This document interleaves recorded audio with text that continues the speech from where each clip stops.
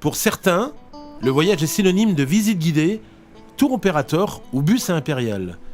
Ils ne peuvent quitter la ville sans avoir fait le tour des sites les plus célèbres et chargés d'histoire. D'autres, plus téméraires, préfèrent partir à l'aventure dans une ville inconnue. Ils décident eux-mêmes des endroits qu'ils veulent découvrir et se laissent d'abord guider par le moment présent. Se perdre fait partie du voyage. C'est pour eux la seule façon de découvrir une ville. Et vous ? Comment voyagez-vous ? À l'aventure. Voilà, voyage organisé. C'est parti à l'aventure, c'est... À l'aventure. Ah, moi, c'est l'aventure. À l'aventure. À l'aventure. C'est clair que je préfère partir à l'aventure. Moi, un voyage organisé. Voyage organisé. À l'aventure. Voyage organisé. Lyon arrive en 3e position des destinations favorites françaises. La ville d'Egon n'a jamais autant attiré de voyageurs. Le tourisme traditionnel a évolué pour répondre à une demande toujours plus exigeante. Classique ou alternatif, nous sommes partis à la rencontre des acteurs de ce commerce qui séduit de plus en plus de voyageurs. L'Open Tour, ça a vocation à faire visiter de manière assez rapide aux touristes la ville de Lyon. Visiter la ville à 4 mètres de haut. Pour moi, c'est l'intérêt de ce bus. On a 50% qui sont français et le reste d'étrangers. La visite reste classique, mais les touristes ne sont pas déçus. Passant par les points principaux de la ville, l'Open Tour leur propose de profiter de l'audioguide qui se décline en 8 langues. Non, ils retiennent ce qui les intéresse, mais en tout cas, quand ils sont passés devant un monument, devant un lieu, ils savent à quoi ça correspond. Mais je sais que forcément, il y en a à Paris, il y en a à Nice, Marseille, Bordeaux. C'est basé sur du tourisme, sur de l'accueil, sur du lien avec des personnes. Et au final, la conduite, même si ça occupe une grande partie de mon temps, j'ai vraiment la sensation que je ne suis pas conducteur de bus, mais presque agent touristique. En opposition aux méthodes traditionnelles, sont nés de nouveaux concepts qui permettent de voir la ville autrement. Parmi ceux-ci, Cybelle, une société de tourisme, propose une visite comptée des plus originales. Je vais vous raconter une très vieille histoire qui s'est passée il y a presque 2 siècles dans le quartier, là sur les pentes de la Croix-Rousse. L'aventure qui est arrivée au canut Girôme Roquet le matin de la première révolte des canuts, le matin du 21 novembre 1831. Alors on a appris à écrire des scénarios, on est bien sûr allé chercher du coup des méthodes dans le jeu du théâtre, dans la musique, dans le jeu vidéo, dans les jeux de rôle. Et au lieu de décrire de façon, on va dire, très générale et impersonnelle un immeuble, on va faire intervenir le héros dans l'immeuble et ça va devenir prétexte du coup à attirer l'attention des visiteurs sur un point précis d'architecture par exemple. Entre ruse et traboule, l'histoire de Lyon est racontée à tous ces voyageurs captivés par la richesse de la culture et la diversité du patrimoine lyonnais.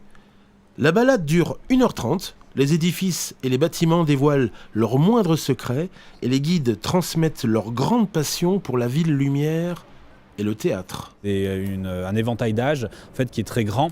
On a beaucoup de jeunes et puis beaucoup de vieux et des retraités. Et il y a un mélange intergénérationnel.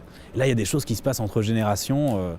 Comme on avait envie de découvrir un peu l'histoire de Lyon et puis qu'on n'avait pas envie de se plonger trop dans les livres, dans les choses comme ça, je me suis souvenu de cette visite et je me suis dit que c'était une bonne occasion pour découvrir un peu l'histoire de Lyon et les passages secrets de Lyon qui ne sont pas très faciles à trouver sans quelqu'un de connu, sans quelqu'un qui les connaisse.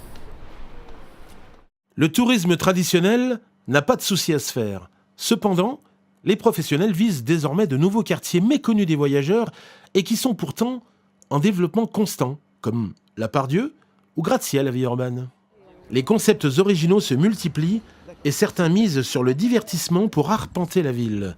C'est le pari de Red in Lyon entre jeux de piste, jeux de société, Et au détour de quelques énigmes, le voyageur devient enquêteur afin de percer les mystères de la capitale des Gaules. On va jouer dans les quartiers de prédilection historiques de Lyon. Donc on va jouer dans le Vieux-Lyon, la Presqu'île, la Croix-Rousse. Après, tous les ans, sur nos gros événements, on essaye toujours d'emmener les gens un peu à l'extérieur.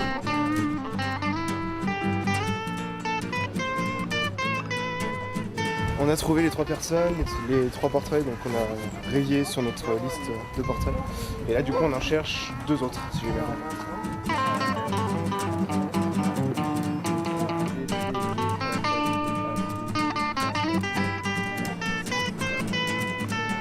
C'est super chaud, putain. Un dessin en fait qu'on a mis sur une photo, et en fait c'est un tatouage d'un membre du gang.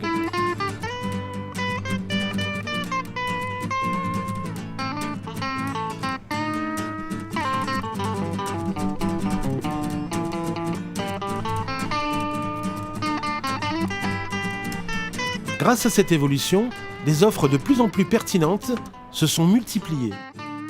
Cependant, certains ont une conception du voyage bien différente. Ils refusent de passer à côté de sites remarquables. Ils préfèrent saisir les vibrations urbaines. Ils cherchent avant tout à passer un bon moment.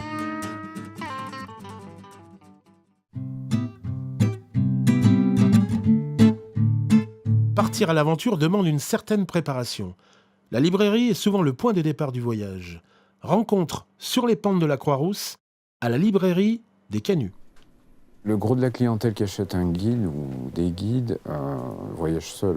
Dans un premier temps, un gros rayon de guides touristiques avec des collections très différentes. On peut vendre le Routard, le Petit Futé, enfin tous ces guides qui nous sont demandés assez régulièrement. Beaucoup de littérature lyonnaise et historique sur la ville de Lyon.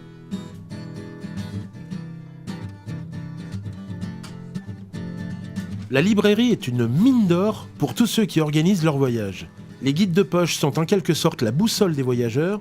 Plus d'une dizaine de guides ont été conçus pour les orienter au mieux. C'est par la librairie et le guide papier que les clients veulent préparer leur voyage. Souvent, c'est le client qui fait la démarche lui-même de demander de la littérature par rapport à un pays précis ou une ville précise. Parmi toute cette offre, on trouve à Lyon le Petit Paumé.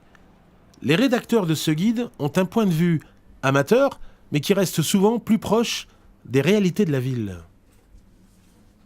Le Petit Paumé, c'est un guide qui déjà est lyonnais, qui est vraiment ancré à Lyon. On le lit aussi parce que c'est un guide qui est impertinent, qui est savoureux, qui est rigolo et qui a été fondé par des étudiants de l'EM Lyon, donc en 1968. Au fil du temps, le Petit Paumé a évolué. Il en existe désormais une version numérique. Le Petit Paumé est aujourd'hui accessible aux voyageurs via l'application et le site internet. Ils peuvent ainsi facilement trouver les bons plans en seulement quelques clics.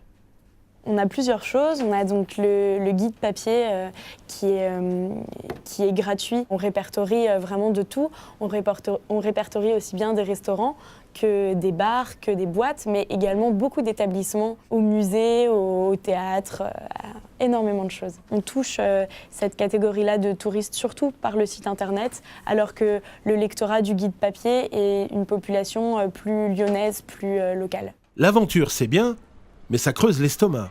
Il est temps de découvrir les meilleurs bouchons conseillés par les guides. Dans ces lieux typiquement lyonnais se retrouvent locaux et touristes. Les voyageurs se surprennent à partager leur histoire autour d'un bon plat et d'un verre de vin. La convivialité et la gastronomie sont au cœur des valeurs des bouchons. Lumière sur Gérald, restaurateur depuis de nombreuses années.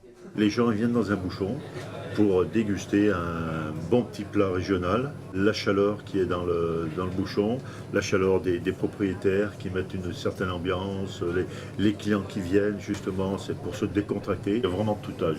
C'est ce qui est bien, ça fait,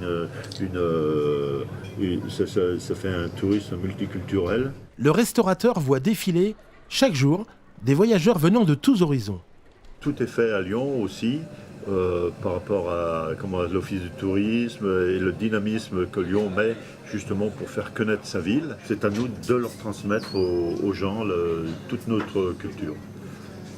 aussi bien gastronomique, les monuments, et ainsi de suite, tout ce qui fait partie de notre ville. S'il aime partager des confidences sur Lyon, il apprécie également les informations qu'il pourrait glaner ça et là sur les pays d'origine de ses clients. Et à sa façon, sans quitter son comptoir, lui aussi, il voyage. Beaucoup de proches frontières qui viennent là, pendant l'hiver, tout ça, mais l'été, c'est carrément des Chinois, des Américains, des Canadiens, enfin quoi, du monde entier. Après avoir goûté aux bonnes spécialités locales, direction l'auberge de jeunesse du Vieux-Lyon qui offre la possibilité de passer la nuit à moindre coût. C'est dans ce lieu que les voyageurs en quête d'aventure peuvent se rencontrer et échanger le temps d'une soirée. Ils vivent ainsi des instants exceptionnels de convivialité et gardent un souvenir impérissable de leur passage à Lyon. L'auberge, historiquement, elle est beaucoup plus adaptée de l'individuel. On va dire jusqu'en 2012, on était à 80% d'individuel pour seulement 20% de groupe. À l'inverse du tourisme lyonnais traditionnel, qui est à 60% de Français pour 40% d'étrangers, on est exactement dans la tendance inverse.